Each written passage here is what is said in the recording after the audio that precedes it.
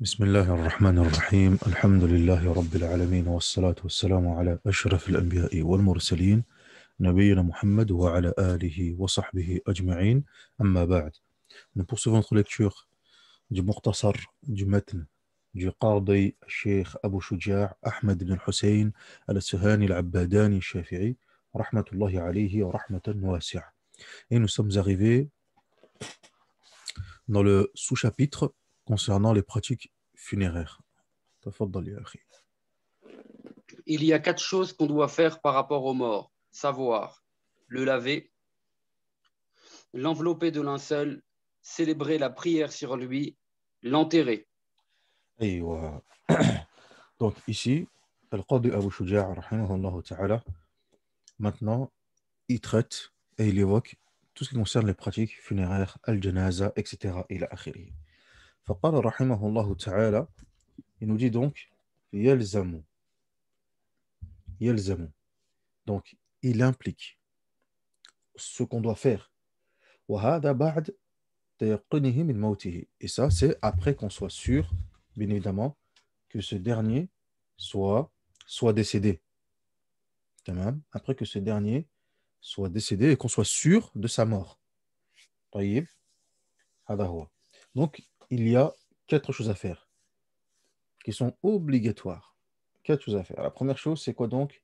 Al-ghusl, le fait de le laver. Et le minimum, وأقل الغسل تعميم البدن بالماء. تعميم البدن بالماء.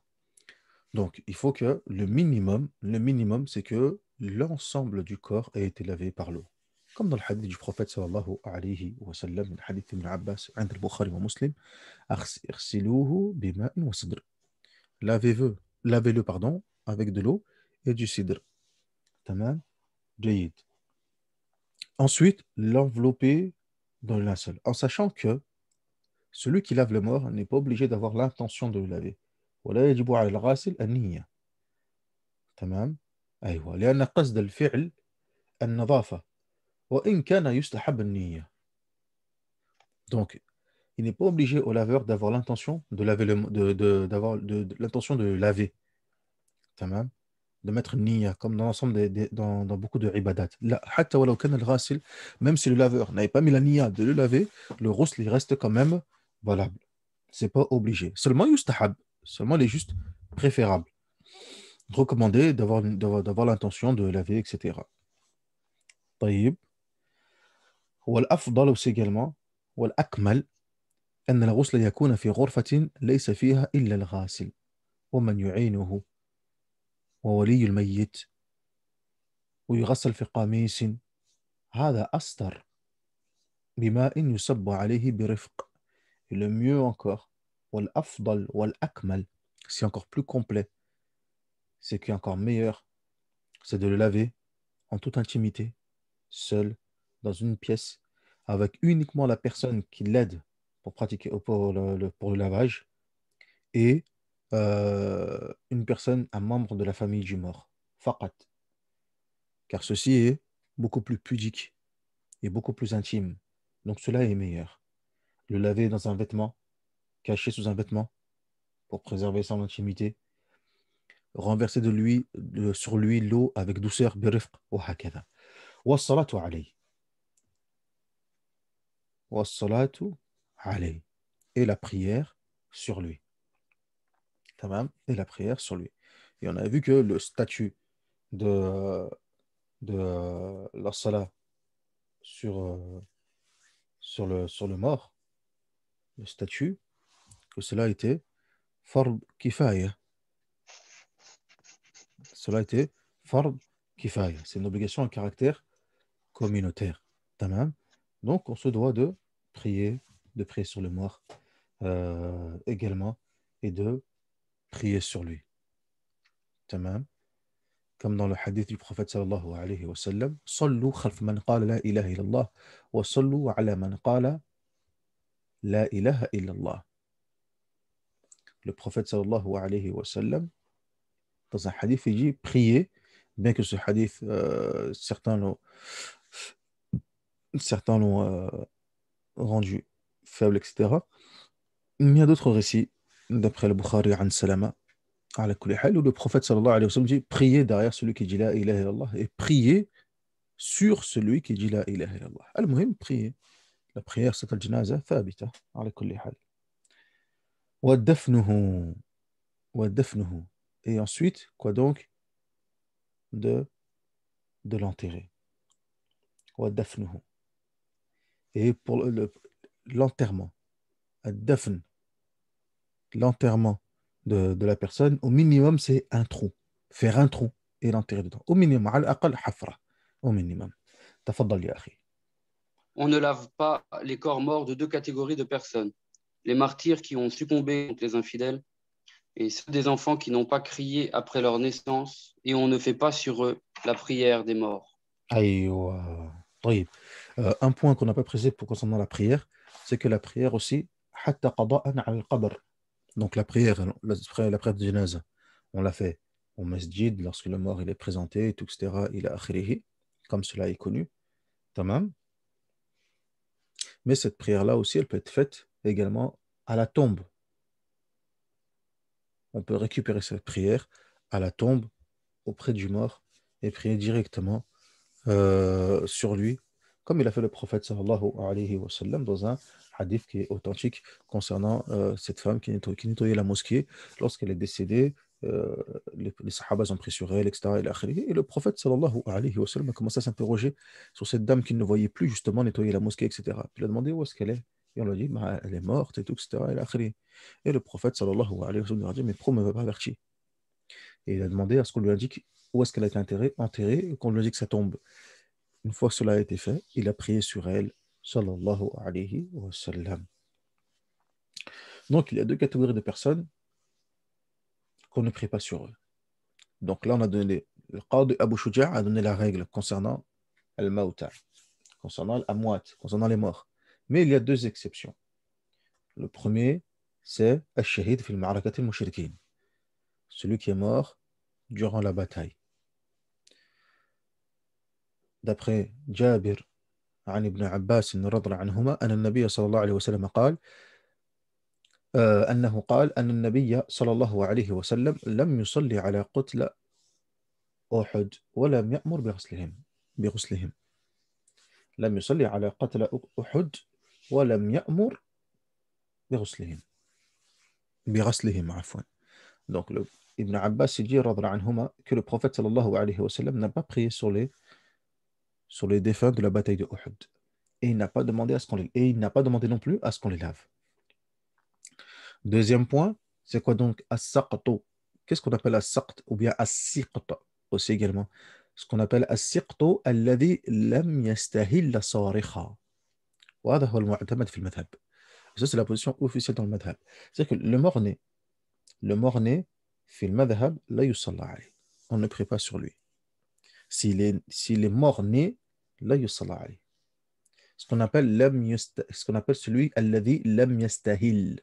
لم يستهل صارخا. Celui qui est venu au monde sans pousser ne serait-ce qu'un cri, au moins un cri, pour montrer qu'il était vivant.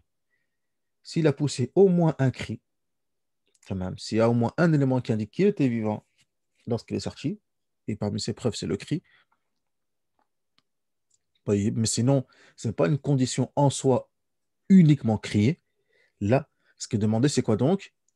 ظهور علامة الحياة. ظهور علامة الحياة. Si S'il n'y a pas cela, dans ce cas-là, on ne peut pas prier sur lui. On ne prie pas sur lui. Dans cette mas'ala, il y a eu trois avis عند فقهاء الشافعية. Trois avis. Le premier, ils ont dit أحدها لا يغسل ولا يصلى عليه لأنه لم تتحقق حياته وهذا هو المعتمد. La première opinion, ils ont dit on ne prie pas sur lui, on ne le lave pas, on ne prie pas sur lui parce qu'il n'était pas vivant. La deuxième, يغسل ويصلى عليه استدلالا بالشكل على الروح. Une deuxième opinion, un deuxième wajh, dans le madhab, ils ont dit si, on prie sur lui, on le lave et on prie sur lui, car le ruh, son âme, le souffle de vie a été insufflé, etc. Et il a akhiri, khalas. Troisième wajh, ils ont dit innahu yughassal wa la yusalla alayh. On le lave, mais on ne prie pas sur lui. Tamam. ولكن المعتمد dans le madhab, c'est quoi donc? On ne lave pas et on ne le prie pas. Sauf si on a des signes et des preuves évidentes qu'il était en vie lorsqu'il est venu au monde. طيب جميل. تفضل يا أخي. Il est louable de laver les corps morts un nombre de fois impair. La première fois avec du cidre, lotus, et la dernière fois avec un peu de cornfre. On les enveloppe dans 3 linceuls blancs, mais sans tunique et sans turban. أيوة. Ici, maintenant, il a parlé de quoi donc? De ce qu'on appelle at-takfin. Ce qu'on appelle, barakallahu fikum, التكفين وكيفية الغسل أو تجهيز الميت. Comment préparer le mort. Donc, qu'est-ce qu'il dit? ويغسل الميت وترا ويكون في أول غسله السدر وفي آخره شيء من كافور. Hein, tous ces éléments qui viennent d'évoquer, le Qadi Abu Shuja' rahimahullah ta'ala, et il faut laver les corps morts un nombre de fois impair, la première fois avec du cidre et la dernière fois avec un peu de camphre. Ces choses-là sont des choses qui sont recommandées, louables, préférables. Ce n'est pas obligatoire, mais c'est recommandé de laver ainsi. Tamam. Comme dans le hadith du prophète sallallahu alayhi wa sallam, اغسلنها ثلاثا أو خمسة أو سبعا إن رأيتن ذلك.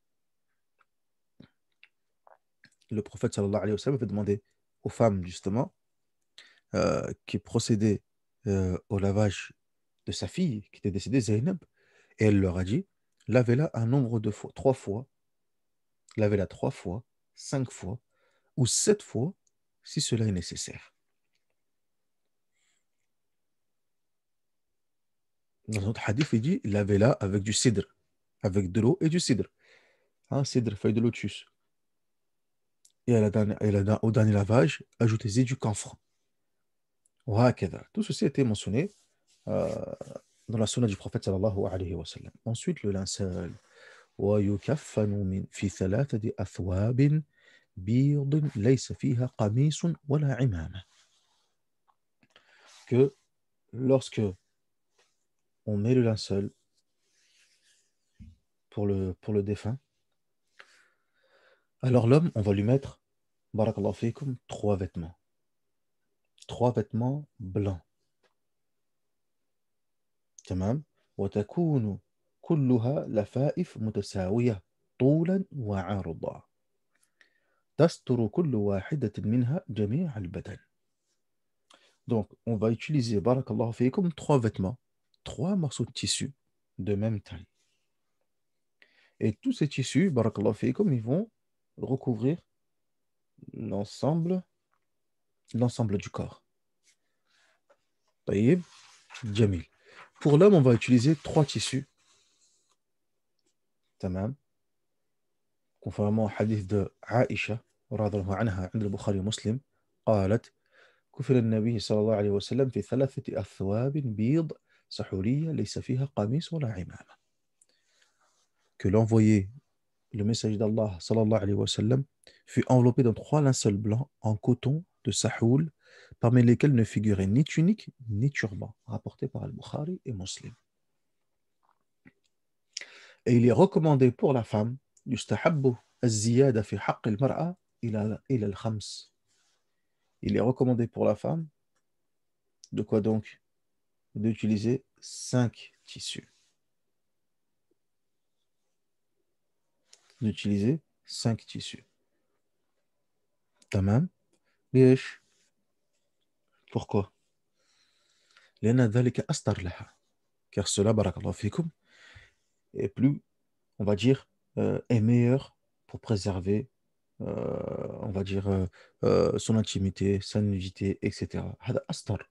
5 tissus, au moins on est sûr que tout est couvert, rien ne risque de se découvrir, Inch'Allah, tabaraka wa ta'ala. فهذا هو الأفضل. وأقل الكفن ثوب واحد يستر عورة الميت على الأصح. Et le minimum pour le linceul, c'est un seul tissu. Un seul tissu qui recouvre l'ensemble du corps. Comme l'a mentionné l'imam al-Nawawi rahimahullah ta'ala fi al-Rawdah et fi al-Majmou'. Et dans le Majmou' aussi également. Tamam. جيد. تفضل يا أخي. La prière mortuaire. On prononce sur eux 4 takbir. On récite la Fatiha après le dernier takbir. On prie sur le prophète alayhi salatu wassalam après le second takbir. On invoque en faveur du mort après le troisième en disant: Mon Dieu, voici ton serviteur, fils de ton serviteur, qui a quitté ce bas monde et ses joies. Il laissant les choses et les gens qu'il aimait pour rejoindre les ténèbres de la tombe et ce qu'il y attend. Il attestait qu'il n'y ait de Dieu, que Mohammed est ton serviteur et ton envoyé. Or, tu sais mieux que nous ce qu'il en est de lui. Mon Dieu, il est descendu chez toi et tu es le meilleur des autres. Son sort dépend de ta miséricorde et tu n'as nul besoin de le châtier. Nous sommes venus à toi par désir de toi afin d'intercéder en sa faveur. Mon Dieu, s'il était bienfaisant, accorde-lui un surcroît de bonne action, et s'il était malfaisant, passe sur ses fautes et accueille-le par un effet de ta miséricorde dans ta satisfaction. Préserve-le de l'épreuve et du châtiment de la tombe, élargis sa tombe et éloigne la terre de ses flancs, mets-le par un effet de ta miséricorde en sûreté contre ton châtiment, jusqu'à ce que tu l'envoies dans ton paradis. Ô toi, miséricordieux, entre les miséricordieux. On dit après le 4e takbir: Mon Dieu, ne nous refuse pas la récompense qui lui est due, ne nous induis point en tentation après lui, donc après son décès, et pardonne à nous et à lui. Et enfin, on fait la salutation finale. أيوة جميل. Donc, tout ce qui a été mentionné ici par le Qadi Abu Shuja', rahimahullah ta'ala, tout ceci est mentionné dans divers hadiths du prophète sallallahu alayhi wa sallam, hein, concernant la façon de faire salat al-janaza. طيب, donc on a quatre takbirat, et qu'à chaque takbir, il y a une situation bien précise. Donc après le premier, qira'atul fatiha, etc. ila akhrihi, comme il a mentionné Al-Qadi rahimahullah ta'ala, tout ceci est présent dans les différents hadiths, hadith Jabir radhiyallahu anhu et d'autres encore. Alhamdulillahi rabbil alamin. Donc tout ceci montre quoi donc la façon de faire salat al-janaza, cette prière qui n'a ni de recours, ni d'inclinaison, ni de sujoud. On reste debout du début jusqu'à la fin. Tamam. Et dans cette salat, il faut absolument une intention. An-niyya. La budda minha, li'annaha salat. Car sinon, c'est une salat. C'est une prière. طيب. La budda min esh an-niyya. Il faut impérativement l'intention. Sans quoi, celle-ci n'est pas valide. Comme cela est connu dans le madhab. Tamam. جيد. تفضل يا أخي. L'inhumation. On les enterre dans une fosse dite lahd, ayant la face tournée du côté de la qibla. On y introduit le cadavre, la tête en avant, en l'attirant doucement par cette partie du corps. Celui qui l'introduit dans la tombe dit: Au nom d'Allah et conformément à la religion de l'envoyé d'Allah, sallallahu alayhi wa sallam.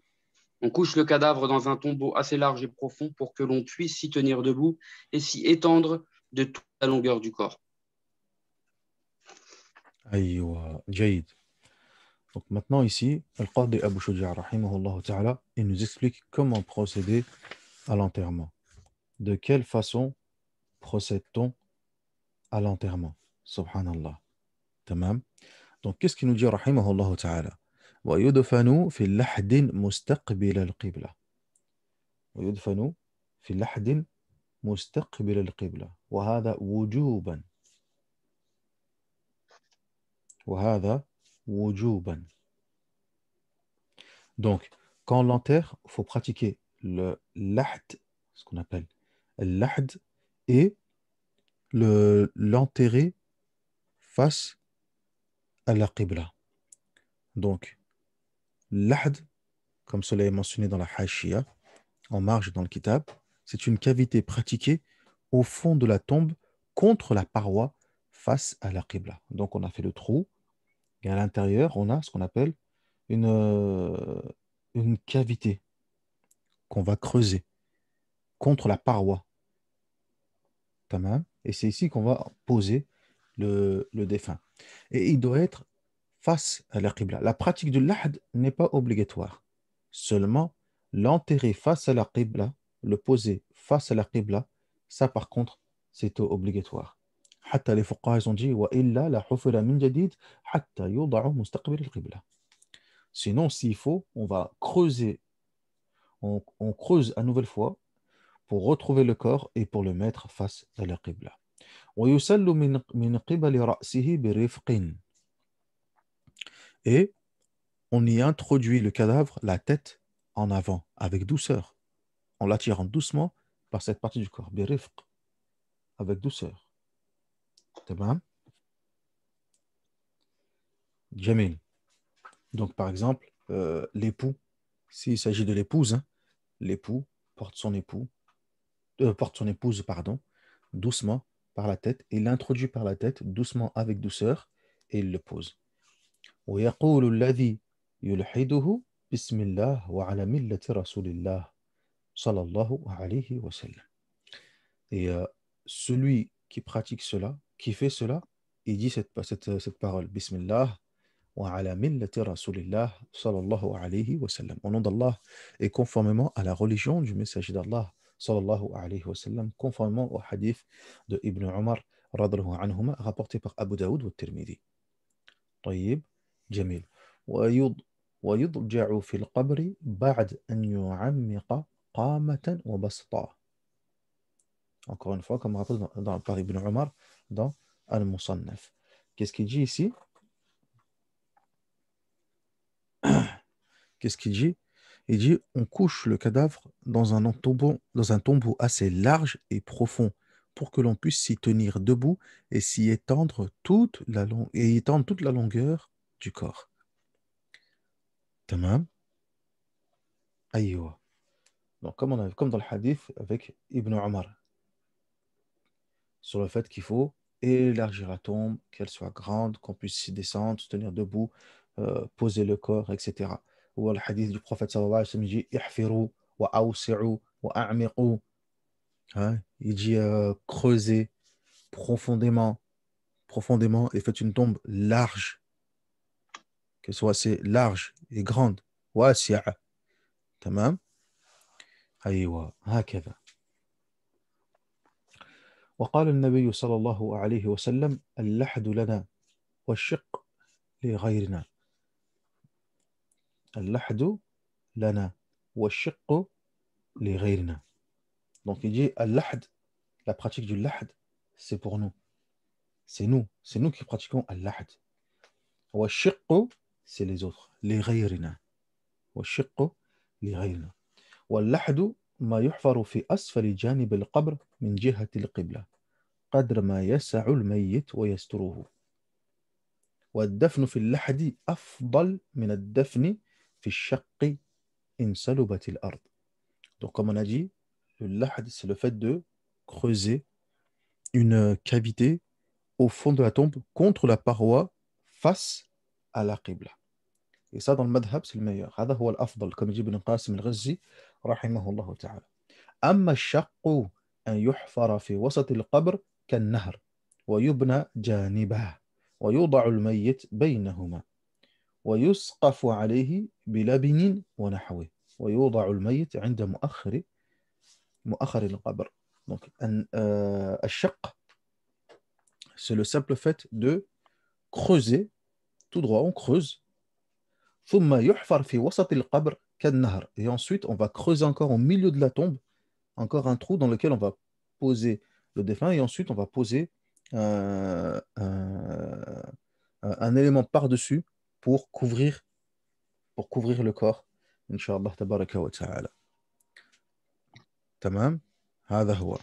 Donc ça c'est la différence entre deux. Wal-afdal, c'est de pratiquer ce qu'on appelle al-lahd. Tamam. جيد. ثم قال ويسطح القبر ولا يبنى عليه ولا يجسس. On couche le cadavre dans un tombeau assez large et profond pour que l'on puisse y tenir debout et s'étendre de toute longueur du corps. Okay. On aplanit la tombe sans laisser d'élévation sur le sol. On n'y établit pas de construction et on ne la blanchit pas à la chaux ou avec du gypse, pardon, etc. pour blanchir la tombe ou autre, etc. ولكن في المذهب لكن عندنا في المذهب يسن وضع الحجر للعلامة كما فعل لعثمان ابن مذعون كما فعل لعثمان ابن مذعون رضي الله عنه.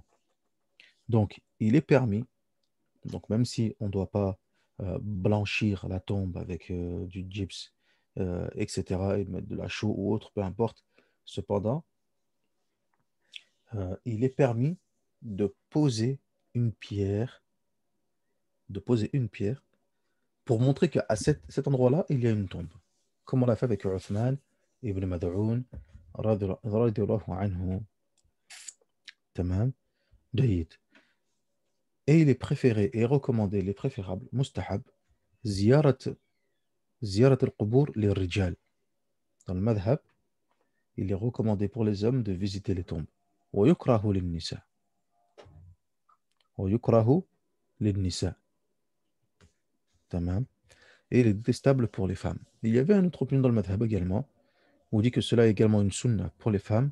ولكن المعتمد, cependant, le mu'tamad, la position officielle du madhab, c'est que cela est détestable. Mais cependant, d'autres fuqaha shafi'i ont dit que cela est également une sunna pour les femmes à partir du moment que c'est fait de façon respectable, légiférée, etc. Et c'est la parole de l'imam al-Ramli, Shamsuddin al-Ramli, rahimahullahu ta'ala. Et il faut savoir une autre chose aussi, c'est que dans le madhab, il est tout à fait permis, yajouz ihabat al-ajr lil mayyit. Il est tout à fait permis de donner la rétribution, la récompense d'un acte d'adoration au défunt. Faire une umrah pour un défunt, un jeûne pour un défunt, etc. Tamam. Et عندنا في المذهب, c'est pas muqayyad, c'est pas restreint à quelque chose de bien précis. Là, une sadaqa, un jeûne, peu importe. إهابة الأجر للميت يجوز عندنا في المذهب. Cela est permis dans le madhab. تمام. هذا هو. تفضل يا أخي. Il n'est pas défendu de pleurer le mort, mais il faut le faire sans lamentation et sans déchirement des vêtements. On présente ses condoléances à la famille du défunt jusqu'à 3 jours après l'enterrement. On n'enterre pas 2 personnes dans la même fosse, si ce n'est en cas de nécessité. أيوة. ولا بأس بالبكاء على الميت من غير نوح ولا شق جيب ويعز أهله إلى 3 أيام من دفنه. Il n'y a pas de mal. Il n'est pas défendu de pleurer. Il n'y a pas de mal. Tamam. Donc, comme c'est important dans le hadith du prophète sallallahu alayhi wa sallam, hadith Anas عند البخاري ومسلم, بكى رسول الله صلى الله عليه وسلم على ولده إبراهيم. Le prophète sallallahu alayhi wa sallam a pleuré lorsque son fils Ibrahim est décédé. Tamam. إن العين لا تدمع. إن العين لا تدمع. Certes, les yeux pleurent et le cœur est triste. Mais nous disons uniquement ce qui satisfait Allah Azza wa Jal. Et certes, ta séparation nous attriste, ô Ibrahim. إن العين لا تدمع والقلب يحزن ولا نقول إلا ما يرضي ربنا وإنا بفراقك يا إبراهيم لمحزونون. حديث أنس عند البخاري ومسلم. تمام. Donc لا بأس بالبكاء. À partir du moment où, comme l'a dit Cheikh Al-Qadi Abu Shuja', il faut le faire sans lamentation et sans déchirement des vêtements. لأن هذه من أعمال الجاهلية. تمام. Comme l'a dit le prophète sallallahu alayhi wa sallam, من حديث عبد الله بن مسعود, ليس منا من لطم الخدود وشق الجيوب ودعا بدعوى الجاهلية. Hadith authentique rapporté par Al-Bukhari et Muslim. Il n'est pas des nôtres, celle qui se griffe les joues, qui déchire ses vêtements et qui se lamente avec une lamentation similaire à celle de la jahiliya, de l'époque de la jahiliya. هذا لا يجوز. طيب. جميل. Cela est complètement défendu. On présente ses condoléances à la famille du défunt jusqu'à 3 jours après l'enterrement. تمام. التعزية سنة. التعزية سنة. Le fait de présenter ses condoléances, etc., c'est une sunnah. Comme l'a dit le prophète sallallahu alayhi wa sallam, Man azza musaban falahu mithla ajrihi. Tamam. Celui qui va présenter ses condoléances à une personne qui a été touchée par un malheur, il aura la récompense, la même récompense. طيب. Même si dans ce hadith, fihi kalam, même si dans ce hadith, il y a des fuqaha et des ulama qui ont parlé sur l'éventuelle faiblesse de ce hadith, ولكن في أحاديث أخرى كثيرة تثبت ذلك. Il y a d'autres hadiths qui viennent appuyer sur le fait de présenter ses condoléances aux défunts إلى آخره. Et il ne faut pas dépasser, donc, barakallahu fikum, 3 jours après l'enterrement. يكره بعد 3 أيام. عندنا في المذهب, après 3 jours, يكره, cela est détestable. تمام. جيد. قبل الحديث البروفيت صلى الله عليه وسلم لا يحل لامرأة أن تؤمن بالله واليوم الآخر أن تحد على ميت أكثر من 3 أيام إلا الزوجة فإنها تحد على زوجها 4 أشهر و10. Qu'est-ce qu'il dit le prophète sallallahu alayhi wa sallam? Il dit, il n'est pas permis à une femme qui croit en Allah et au jour dernier, طيب, d'être en deuil plus de 3 jours, excepté l'épouse qui est en deuil pour son mari. Dans ce cas-là, ce sera 4 mois et 10 jours. 4 mois et 10 jours. Donc, de façon générale, barakallahu fikum, c'est 3 jours de deuil. Tamam. ويكره أكثر من ذلك. Excepté pour, jazakumullahu khairan, الزوجة. Excepté pour الزوجة. Tamam. جيد. Ensuite, qu'est-ce qu'il dit le Qadi Abu Shuja' rahimahullah ta'ala? On n'enterre pas, ولا يدفن اثنان في قبر إلا لحاجة. On n'enterre pas 2 personnes dans la même tombe, إلا لحاجة, sauf s'il y a un besoin, une nécessité. طيب. كضيق الأرض وكثرة الموتى, comme le fait que le terrain ou la place est limitée, très petite, et ou bien qu'il y ait beaucoup de défunts, etc. وقيل حتى الرجال والنساء وقيل إلا المحارم وقيل لا يجوز مطلقا. Des fuqaha shafi'a, ils ont dit, même si on doit enterrer des hommes avec des femmes. D'autres, ils ont dit non, il faut que ce soit des maharim. D'autres, ils ont dit non, de toute façon, c'est interdit mutlaqan dans l'absolu. C'est plusieurs avis qu'il y a eu dans le madhab. Cependant, al-mu'tamad, c'est que cela est permis en cas de nécessité uniquement. Tamam. Avec ça, ya ikhwan, barakallahu fikum, on a terminé donc le chapitre de la salah. On a terminé le chapitre de la salah. Et fi dars al-qadim, bi'idhnillahi azza wa jal, on va rentrer dans un nouveau chapitre. C'est le chapitre de la zaka. Le chapitre de quoi donc? De la zaka. Un dernier point aussi concernant le mayyit, la mort, etc. Et la akhirihi. Un dernier point, c'est que yusannu al-isra'i fi qada'i ad-dayn. C'est qu'il est recommandé, barakallahu fikum, de se dépêcher de rendre la dette si le défunt était endetté. Tamam. هكذا. نكتفي بهذا. On va s'arrêter là, Inch'Allah, tabaraka wa ta'ala. Alhamdulillah, on a terminé ce chapitre qui était très important concernant la salat. Et, bi'idhnillahi azza wa jal, fi dars al-qadim, au prochain cours, on va rentrer, Inch'Allah, tabaraka wa ta'ala, dans un chapitre tout aussi important qui concerne un pilier tout aussi important de l'islam, à savoir le chapitre de la zaka. Kitab az-zaka, Inch'Allah, tabaraka wa ta'ala. Walhamdulillahi rabbil alamin. وصل اللهم على نبينا محمد وعلى آله وصحبه أجمعين.